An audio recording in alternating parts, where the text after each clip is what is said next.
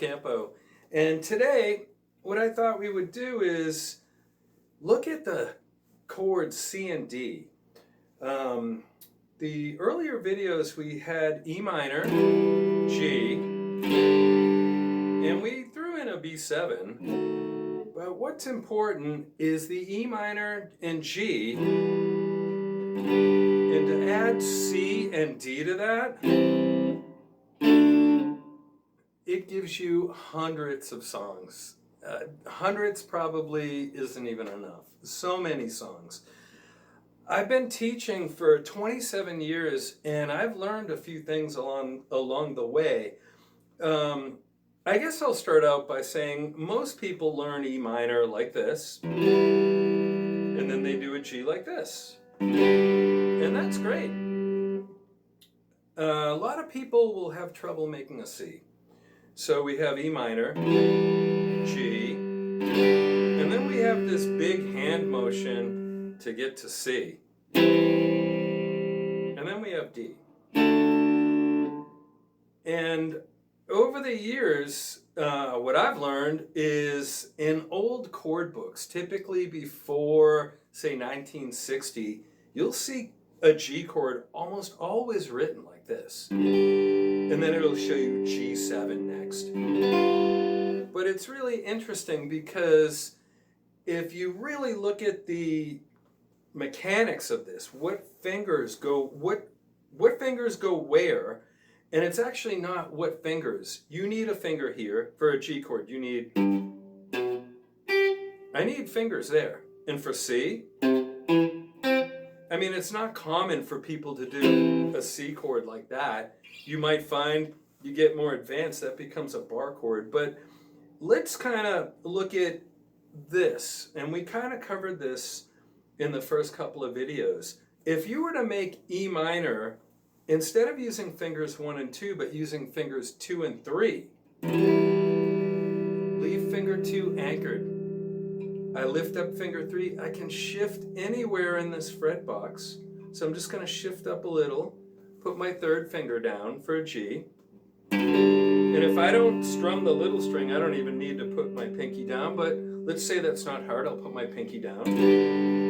Now let's say we're going to go to C next from here. I'm just going to drag these 2 fingers down. I'm going to add my first finger. I need to skip the big string. You don't want your C sounding like that. Little advanced, but an easy way to fix that is you just lean your third fingernail into the low E string. Another method for blocking is to add your thumb up there, but the easiest thing to do is maybe when you're starting out, just carefully aim. Okay, so we have E minor. I leave my second finger anchored. I shift to G. I drag my fingers down to get to a C, add my first finger. Now, these 2 fingers are actually the shape of those 2 notes you need for D.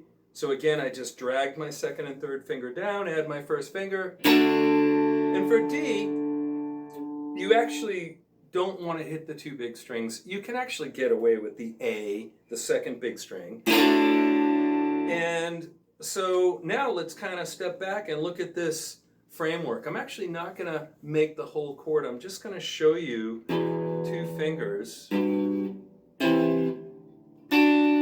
So this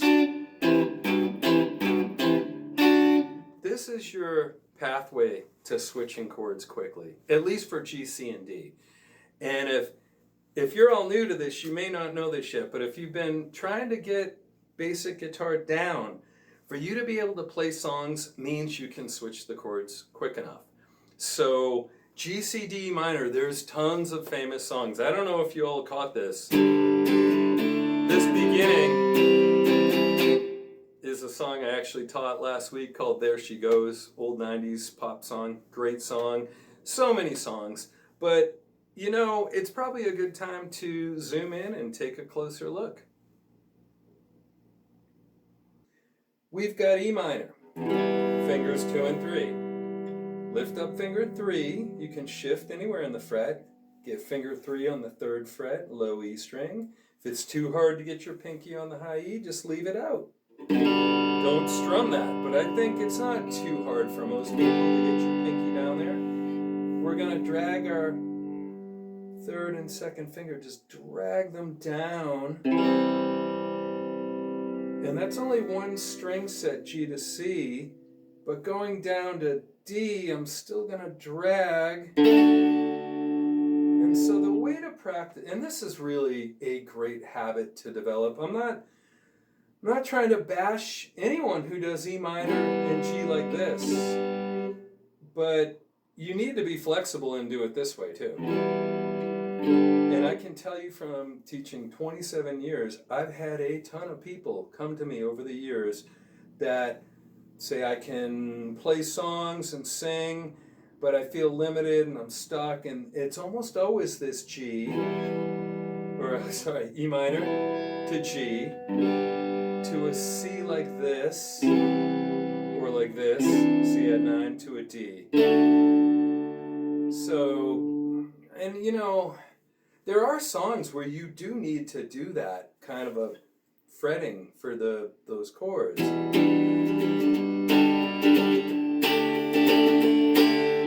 But I would say this, if you're having trouble switching chords and not being able to get through a song, if you can't get through the chords of a song and play along, chances are you're not switching fast enough, and you need to maybe start looking at why.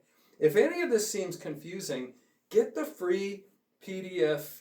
It's just going to basically show you how to do these switches easy. It makes sense when you really think about it.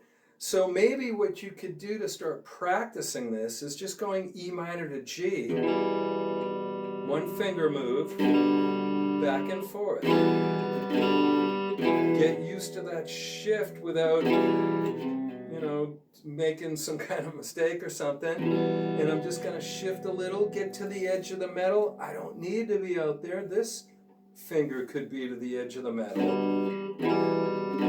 And then my next move to practice is G to C. Just these two though. Just those two strings. Now going G to D is a little trickier. Maybe you do the whole chord. But start out with E minor and G, then E minor, G, C, maybe, geez, what song is that?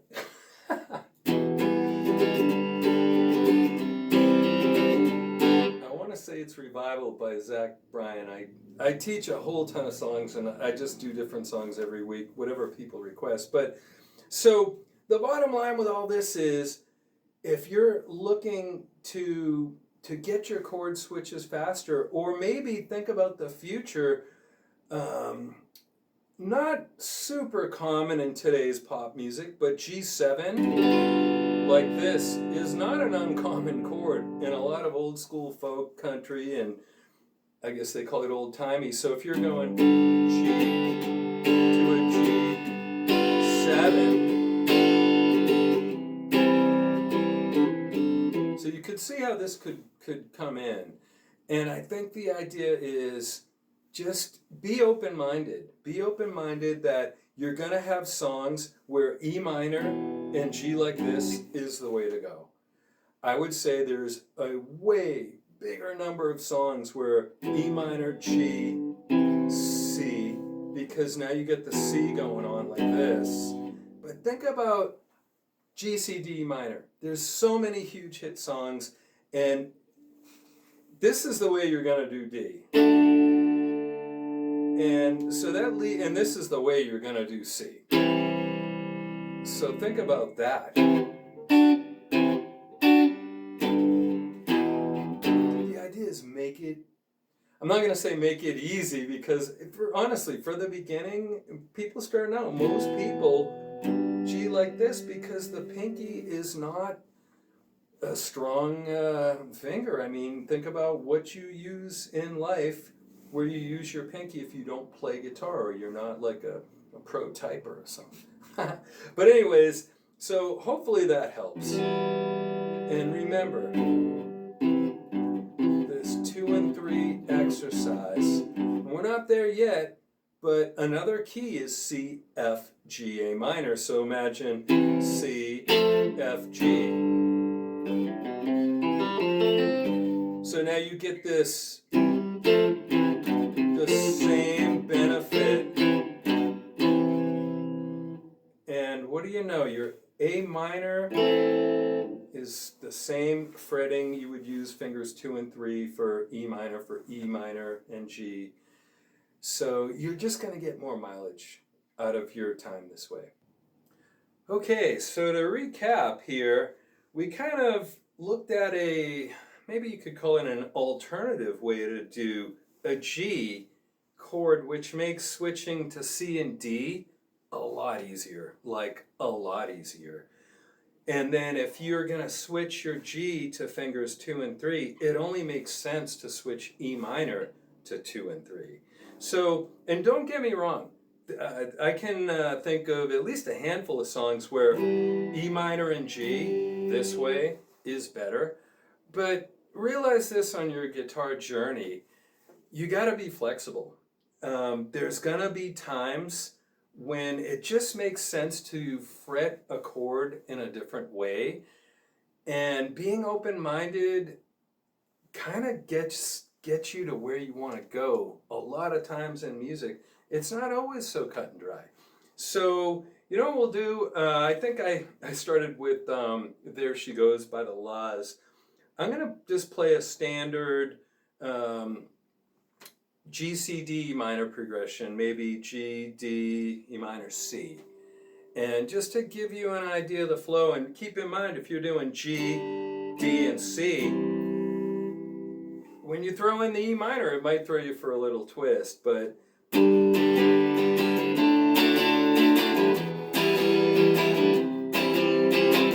just so many songs with these 4 chords.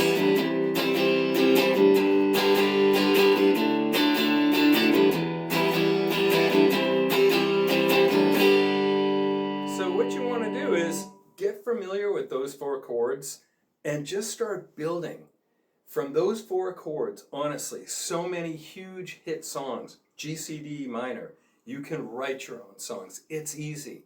If you want to write your own songs, start out by learning some of your favorite songs and kind of break down what they did in the song, and it gives you ideas.